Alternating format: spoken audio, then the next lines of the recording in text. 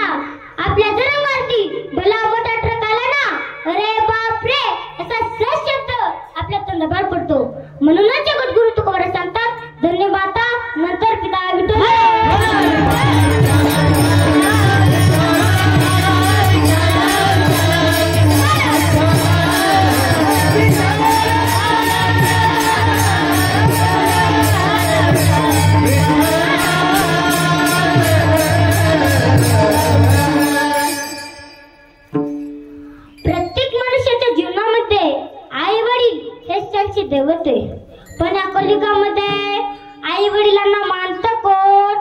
स्वामी तिन्ही जगाचा, आई विना भिकारी. अर्धा रात्री उठणार कोण? पप्पाजीला जेवायला वाढणार कोण? पप्पा जेवायला बसला, 2 घास खाला आणि आपल्या आईला विचारला कुणी केली भाजी? आपल्याला का बोललं नाही, कारण काय बोलावं तर पप्पा ताटावर उठून जाईल. एवढा मोठा पप्पा कुठेच नाहीये. पप्पाने आपल्याला पुन्हा विचारला कुणी केली भाजी? तेव्हा मात्र आपल्या आईच्या तोंडातून एक शब्द बाहेर पडला, मी नाही केली. मग कोणी केली?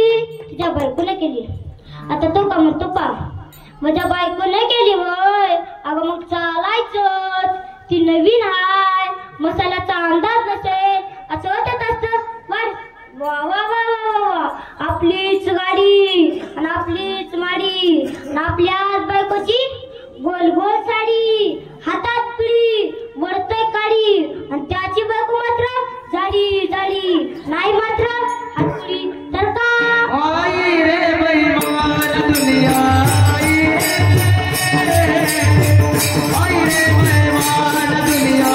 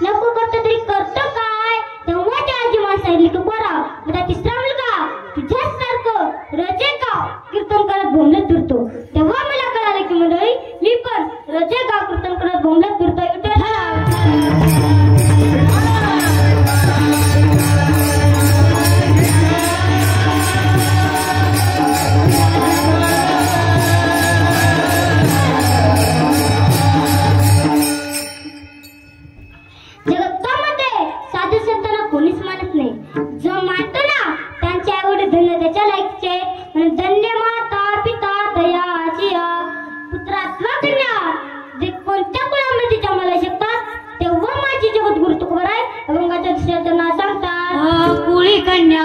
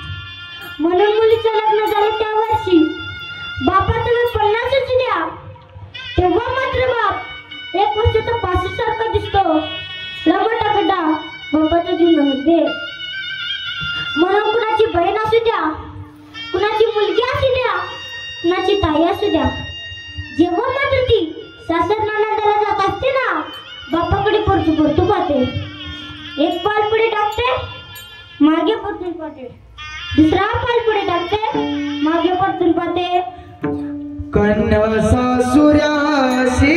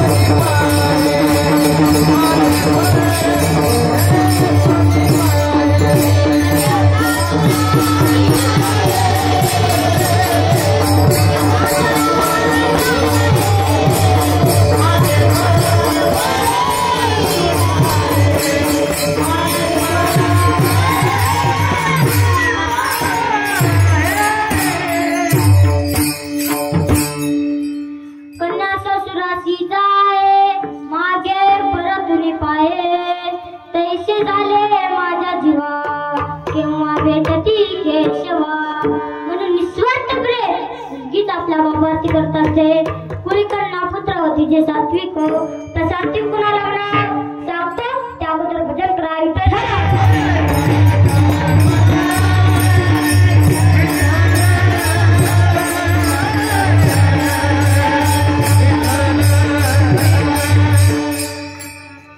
जेव्हा बिल्लकला ती शबरी जेव्हा तिचं 18 वर्ष पूर्ण झालेलं आहे ना तेव्हा तिच्या आई वडिलांनी तिचं लग्न ठरवलं. लग्नाची तारीख ठरवली तेव्हा मात्र तिच्या दारापुढे 25 बकऱ्याची दावण बनलेली आहे. शबरीने आपल्याला विचारलं आई 25 बकऱ्याची दावण कशासाठी ग? तेव्हा तिच्या आईने सांगितलं की शबरी उद्या तुझं लग्न आहे ना तर पाहुणे मंडळींना मेजवानी म्हणून 25 बकऱ्याची दावण बनलेली आहे. शबरीने विचार केला जर 2 जीव एकत्रित नेण्यासाठी नाशिवंत संसाराची संकल्पना म्हणण्यासाठी जर आपण चित्राचा घातक असेल ना तर लग्नच नकोय. त्याच रात्री शबरीने आपल्या घराचा त्याग केला. अरण्यात निघून गेली. मातृऋषीच्या आश्रमामध्ये जाऊन ती राहू लागली. मातृऋषीची अनेक वर्ष सेवा केली. जेव्हा मातृऋषी निजामाला जाऊ लागली ना तर शबरीला सांगू लागली शबरी उद्या तुला याच ठिकाणी जगाचा बाप ब्रह्मांड नायक ज्याच्या सत्याने सर्व गतगत लागते असते ना तर रामप्रभू तुला भेटायला येणार आहेत. तेव्हापासून शबरी माता आपल्या झोपडी फुले आणरायची, रांगोळी काढायची, रामप्रभूच्या आततेने वाट पाहायची. कोणा दिवशी येतील माझे रामप्रभू, कोणा दिवशी येतील माझे रामप्रभू. एक दिवस मात्र भजनच गाऊ लागली. जब मेरे राम जी का जबर के कुटियों का पावन होगा, जब मेरे राम जी का पावन होगा, जबर के कुटियों का पावन होगा, जब मेरे राम जी का पावन होगा, जबर के कुटियों का पावन होगा, जब मेरे राम जी का पावन होगा, जबर के कुटियों का पावन होगा। जब मेरे राम जी का पावन होगा, जबर के कुटियों का पावन होगा, जब मेरे राम जी का पावन होगा, जबर के कुटियों का पावन होगा, जब मेरे राम जी का पावन होगा, जबर के कुटियों का पावन होगा, जब मेरे राम जी का पावन होगा, जबर के कुटियों का पावन होगा।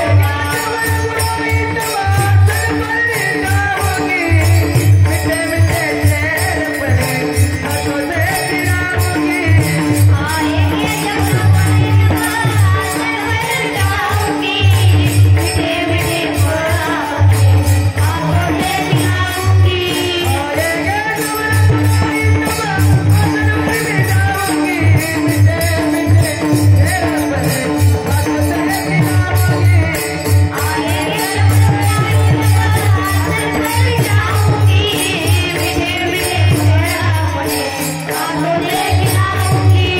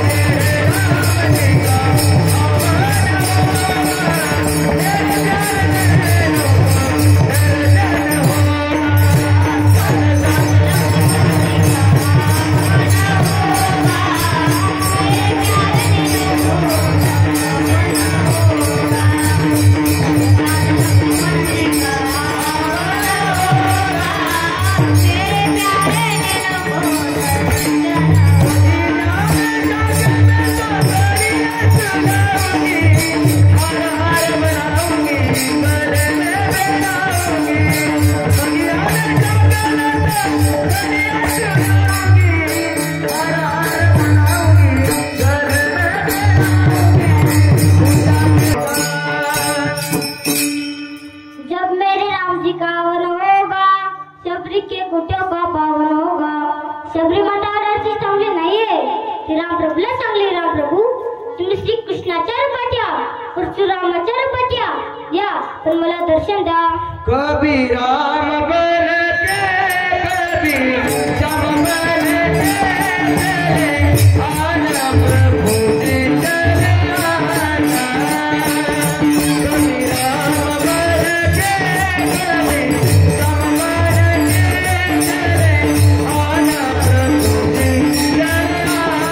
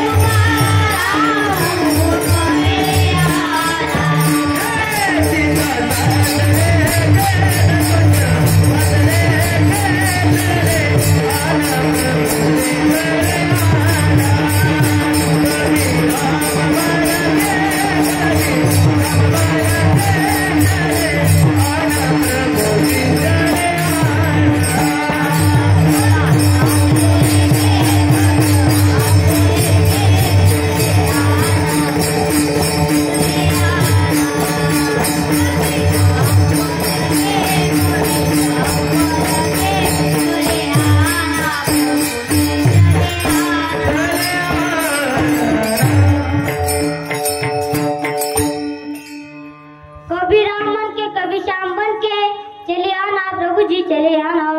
म्हणून त्या शबरी मातेला दर्शन देण्यासाठी रामप्रभूला यावंच लागलं.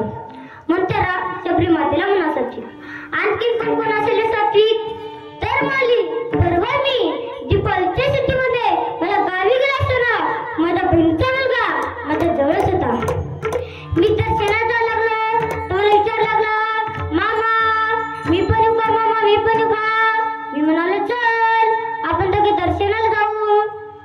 आम्ही दोघे बोलत जातच असताना तिकडे एक पेटी यात्रा होती. फुले आरे बँड बाजा मोकाट समाज अगदी सजवलेली ती पेट यात्रा. त्या पेट यात्रेला माझ्या बहिणीच्या मुलानं पाहिलं. तो लगेच मला विचार लागला, मामा ही काय, मामा ही काय. मी म्हणाले चल आपण दोघे दर्शनाला जाऊ. आम्ही दोघे बोलतच असताना पेट यात्रा अगदी जवळ आली. तो मला पुन्हा विचार लागला, तिची बाळ आठवती तो घाबरेल वगैरे म्हणून त्याला विचार करून सांगितले की बाळा शबत राहील. एवढं सांगितल्यानंतर त्या पिचऱ्याला गबसायला पाहिजे का नाही हो. तो मला पुन्हा विचार लागला, मामा ता अशीच यात्रा तुमची केव्हा निघणार. तर याला म्हणा कसा ट्विक नाहीये. संत जनाबाई, संत तुकाराम महाराज, संत ज्ञानेश्वर महाराज यांना म्हणा सत्विक विचारलं.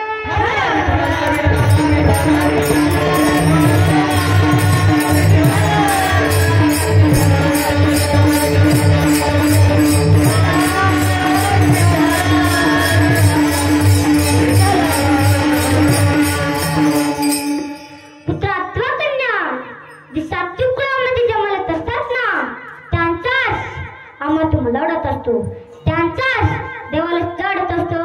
दयाचा हरिक वाटे देवा. त्यांचाच कोणत्या देवाला अडत असतो. त्याचे एक वेळेस भजनच करू विठोबा.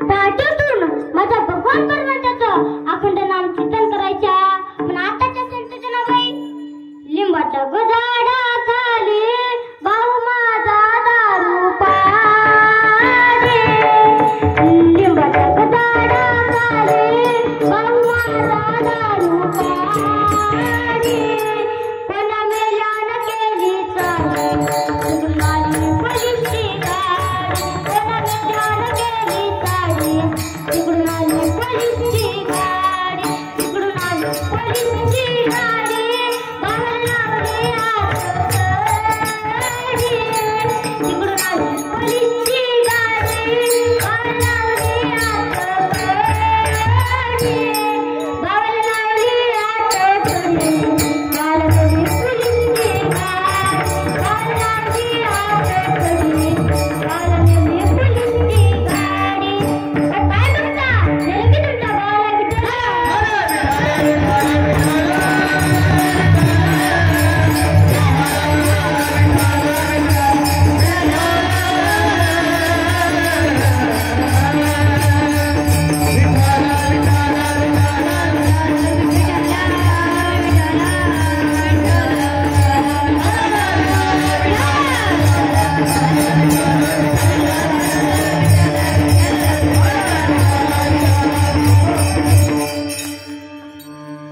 पुत्र अथवा कन्या जे सात्विक कुळामध्ये जन्मलेत असतात ना, त्यांचाच देवाला आवडत असतो. त्यांचाच कोणत्या देवाला आवडत असतो? त्यांचाच गीता भागवत करीती श्रवण, गीता भागवत करीती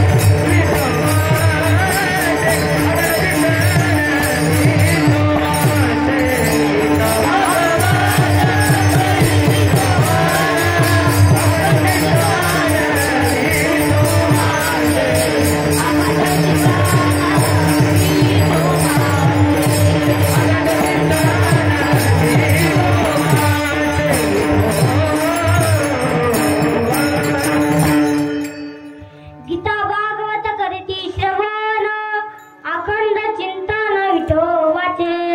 गीता आणि भागवत या दोनच ग्रंथांचा उल्लेख असं का, तर त्याचे कारण आहे.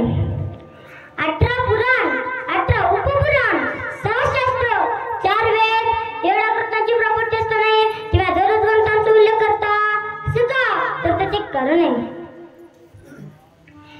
ज्याचा जन्म झालेला आहे ना, त्याला एक दिवस मरावं लागणार आहे.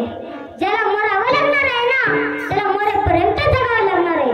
आता मरेपर्यंत कसं जगावं या प्रश्नाचं उत्तर गीतेमध्ये. जगणं संपलं म्हणजे कसं मरावं याच्या करता भागवत आहे. विठ्ठल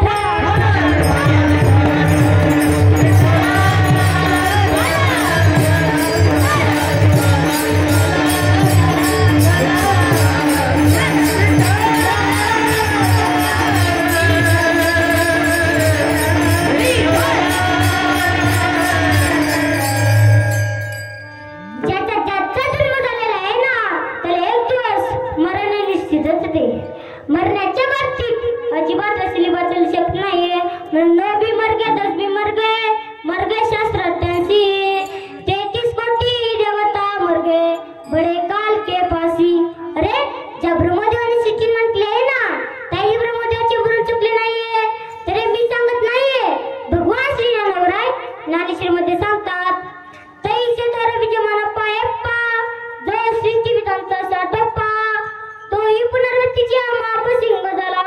मग त्या ब्रह्मदेवाच्या शक्ती 2000 प्रदर्श ते म्हणजे एकम दहम शतम शस्त्र दशस्त्र लक्ष दशलक्ष कोटी 10 कोटी अब्ज 10 अब्ज खर्व निखर्व महापाद्य शंकू जलदी अन्यते मध्ये आणि बरोबर 2000 पडत असतानाही काही ब्रह्मदेवाचे मरण चुकले नाहीये. मग आपल्या शक्ती अल्प आयुष्यमान विदेव शतगणेता रात्र काय मध्यपाला तो आपला वाक्ष काय भजना शिवले ते पायगा. मनुष्याचं जीवन नदीप्रमाणे जसं नदीला 2 किनारे असतात ना तसं मनुष्याच्याही जीवनामध्ये 2 किनारे असतात. ते म्हणजे एक सुखाचा किनारा आणि एक दुःखाचा किनारा. एका रस्त्याने 4 चौघांच्या कंडारती एक पेटयात्रा जात असते ना त्याच्या पाठीमागे हजारो लोक ढसा रडत असतात. पण दुसऱ्या रस्त्याने नवरदेव घोड्यावरती बसून जात असतो ना त्याच्या पुढे 5 पंडास तरुण आनंदाने नाचत असतात. तेव्हा मात्र नवरदेव खूप आनंदात असतो बरं का. जेव्हा मात्र नवरदेव मंडपात प्रवेश करतो ना तर ब्राह्मण येतात आणि म्हणायला सुरुवात करतात, नवरीच्या मामाला बोलवा नवरदेवाच्या मामाला बोलवा अक्षता पोचला का मंडळी. हो ब्राह्मण म्हणायला सुरुवात करतात, स्वस्ती श्री गणनायकं गजमुखं मोरेश्वरं श्रीजितं. हो मी ती काय लग्नासाठी नाही आलो, कीर्तन करण्यासाठी आलो. विषय निघाला म्हणून सांगाच लागलो, सुख कसे अंतरण दुःख दुःख से अंतरण सुख सुखानंतर दुःख दुःखानंतर सुख हे तर मनुष्याच्या जीवनामध्ये येतच असतं. विठ्ठल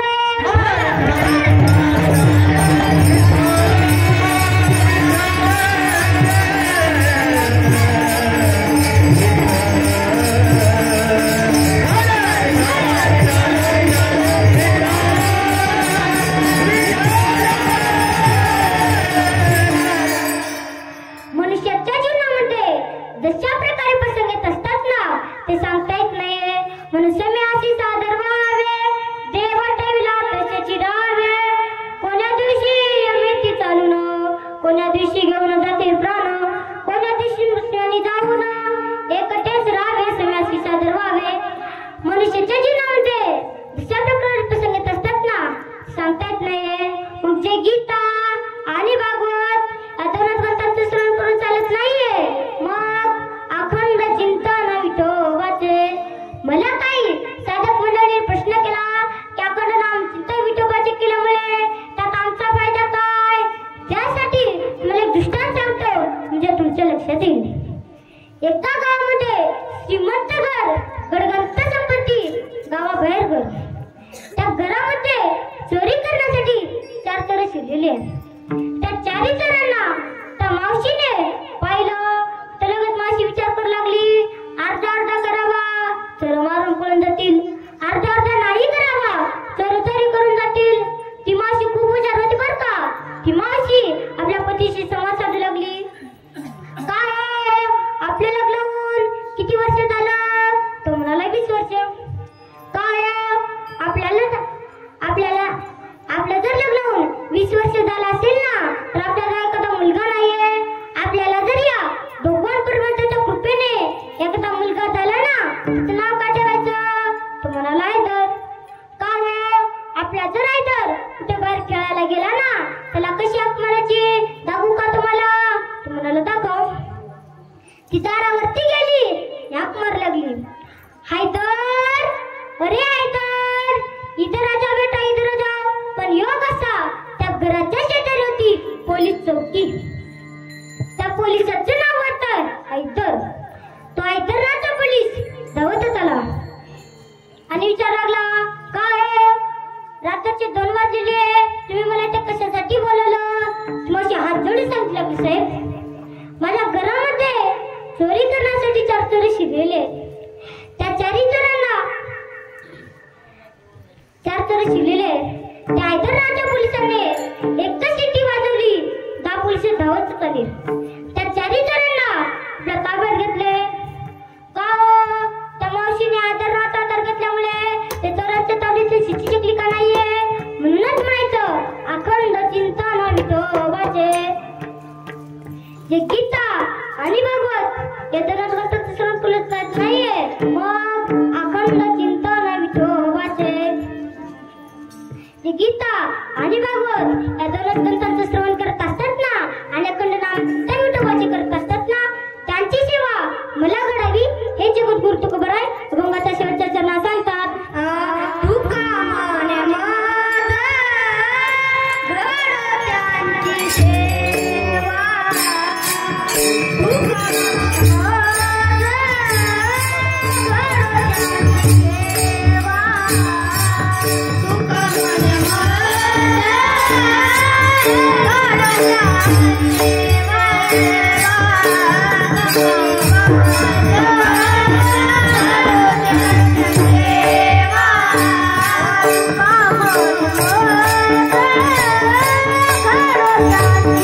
सेवा, तुका माने